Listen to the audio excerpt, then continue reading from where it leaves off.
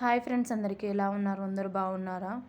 జీరా rice చేశాను. జీరా rice ఎలా చేయాలో చూపిస్తాను చూడండి. ముందుగా కడిగిపెట్టుకున్న బియ్యాన్ని 10 నిమిషాలు అలా ఉంచాలి. తర్వాత గ్యాస్ స్టవ్ ఆన్ చేసి ఒక గిన్నె పెట్టుకోవాలి. గిన్నె పెట్టుకున్న తర్వాత ఆయిల్ పోసుకోవాలి. ఆయిల్ పోసుకున్న తర్వాత జీలకర్ర అండ్ బిర్యానీ ఆకు, లవంగాలు, అవన్నీ దాల్చిన చెక్క ఇవన్నీ వేసుకొని కొద్దిసేపు ఉంచాలి. వేడెక్కినాక తర్వాత కరివేపాకు, పచ్చిమిర్చి వేసుకొని బాగా ఫ్రై చేసుకోవాలి. ఫ్రై చేసుకున్న తర్వాత ఒక గ్లాసు బియ్యానికి 2 గ్లాసుల వాటర్ పోసుకోవాలి. వాటర్ పోసుకున్న తర్వాత తగినంత సాల్ట్ వేసుకోవాలి. సాల్ట్ వేసుకున్న తర్వాత బాగా మరగనివ్వాలి. మరగనిచ్చిన తర్వాత మనం ముందుగా కడిగి పెట్టుకున్న బియ్యాన్ని వేసుకోవాలి.